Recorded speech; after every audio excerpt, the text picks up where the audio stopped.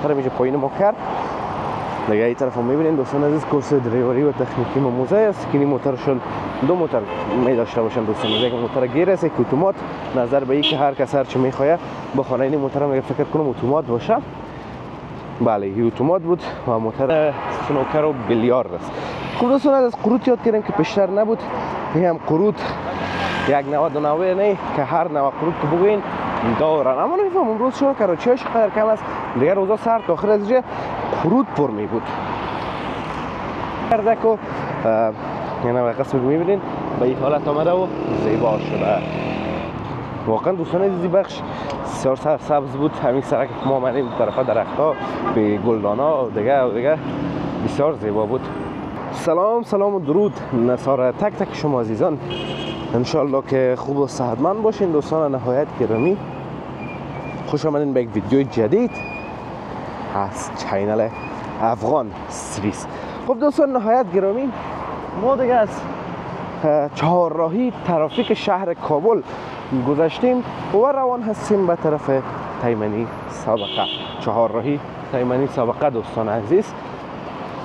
دیگه هم تو میریم به پیش فعلا نمی لب سرک دوستان عزیز اینجا قدم زده میریم. موتر اینجا پایین ما کرد دیگه. این طرف هم میبینید دوستان عزیز کورس دریوری و تکنیکی ما موزه است که این موترشون دو موتر می داشته باشن دوستان. یک موتر گیر است، یک اتومات. نظر به این که هر کس هر چی میخواد بخونه این موتر هم فکر کنم اتومات باشه. بله این اتومات بود و موتر کورولا گیر بود دیگه. که کورس ما موزه دوستان عزیز اخوندزاده از مشهورترین و بهترین و البته کهنه‌کارترین کورس های دریوری در افغانستان هستند، خصوصا در کابل. در ولایت شاید کورس های دیگه باشه اما در کابل این کورس فکر نکنم کسی باشه که نشناسه. خب دوستان نهایت گرامی روز قبل اگر یادتون باشه کامل بودیم در این بخش. این طرف کلا قروت فروشی ها بود. حالا هستن اما بسیار کم و بسیار اندک. نمیفهمم که چرا طرفم تیل فروشی هست دوستان عزیز و همچنان گاز فروشی. حالا دیگه میفهمید که موترهای افغانستان دوستان عزیز زیادش گازی شده. چرا که هم گاز ارزانتر است و هم تو سوختش بهتر است. بهتر نیست و برچی باشه دوستان عزیز گاز خشک است و ماشین خراب میکنه اما به لحاظ اقتصادی نسبت به تیل بسیار خوب است و تقریبا 60% یا 70% موترها فعلا گازی هستند دیگه. از تیل کرده گاز زیاد فروخته میشه دوستان عزیز. تیل قیمتش فکر کنین تیل 75 افغانی لیترش هست. پترول البته فعلا همین وقتی من برایتون گپ میزنم 75 افغانی است یک لیتر تیل پترول. و گاز دوستان عزیز کیلوی 55 افغانی است فکر کنم. گاز کیلوی 55 افغانی است که میشه 2 لیتر گاز یعنی دوستان عزیز 55 افغانی دیگه. اینا خودتون محاسبه کنین ببینید که چقدر تفاوت میآید در این حساب ها. خوب دوستان عزیز این طرف شما در تصویر صادقی تاور میبینین و همچنان دوستان عزیز ساختمان هایی که تازه در حال ساخت و ساز هستن و ایجاد شدن دیگه. همونطور به پیش میرین دوستان عزیز آسمان امروز کابل ابری هست. بعضی ها دوست دارن که بباره باران، بعضی ها دوست ندارن چرا که هوا را سرد میکنم. دوستان عزیز شخصا دوست ندارم هوا قدر سرد باشه. حال که صبحانه دیگه آدم از خواب میخیزه به نماز حالا میلرزه خصوصا وقت وضو میگیره یا باز بخی دوستان عزیز آدم خنک میگیره. دوستان عزیز یک چی میگن ساختمان زیبایی هستی صادقی تاور.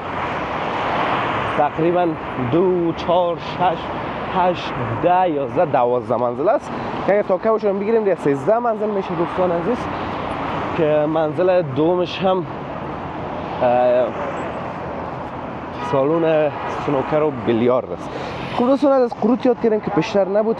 این هم قروت یک 99 نه که هر نوع قروت که بگوین دارن. اما نمیفهم امروز چرا کراچیش قدر کم است. دیگر روزا سر تا آخر از اینجا قروت پر می بود. دیگه از لب سرک دوستان عزیز ما میریم با پیش.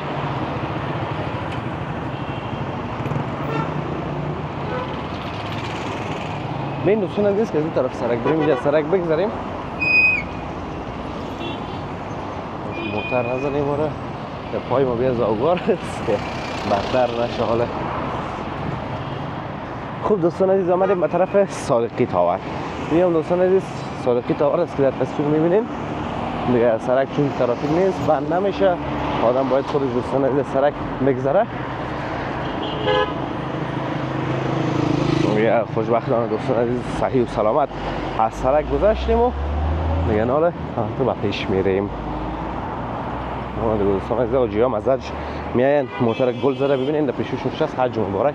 اون موتر دگام آمد و فرونه را گل زده و هم حتما حاجی از دوستان عزیز بله پوستر جدون حاجی شیشته بود.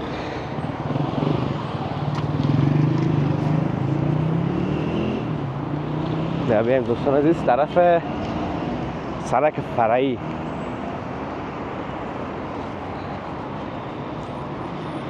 طرف سرک فرعی بیایم دوستان عزیز تو سرک فرعی پیش بریم. طرف دوستان عزیز خانه های پروژه وزیرآباد یا تیمنی سابقه دیگه برشمه تیمنی سابقه و پروژه وزیرآباد دوستان عزیز هرچند دو بخش جدای از کابل هستن اما چون نزدیک هستن دیگه مردم نما یکی دیگه شانه برشن میته چک سرک سبز و چقدر عالی دی فصل خزان دوستان عزیز ببینین شارواله هم هست. همی زایده های سرک یا مواد که خشک شده از درخت افتاده پایین اونا را جمع داره اما بسیار یک فضای سبز و زیبا هست واقعا.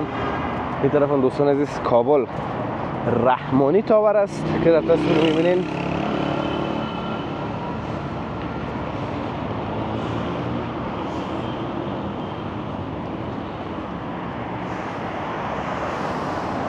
ریاست عمومی تنظیف. خب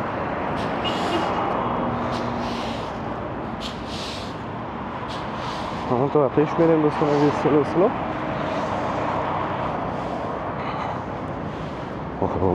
چه خاکبار میکنه جاروی ازی نه دوستان عزیز یک قسم جارو داره شاروالی کابل واقعا حیران میمونه. یک جاروی است که یک دانه گرد و خاک از پیشش در سرک خطا نمیخوره و دوام بسیار زیاد هم داره. نگران میفهم کور از چی جور میکنن از چی نمیکنن شما اگر میفهمین در کامنت ها بگوین. خب یک جاروی است که دیگه او دوستان عزیز خودشون جور میکنن و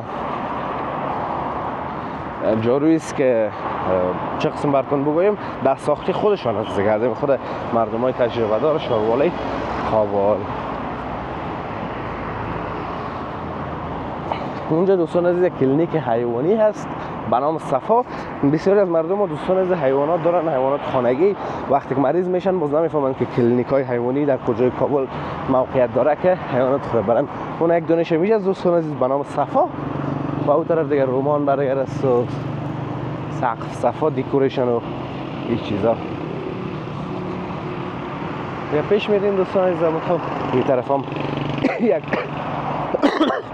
نامزده دوستان عزیز یک تالار عروسی هست به نام باش پیش میریم دوستان عزیز نام ازش چیز پشت درخت معلوم نمیشه به نام سپیدار دوستان عزیز.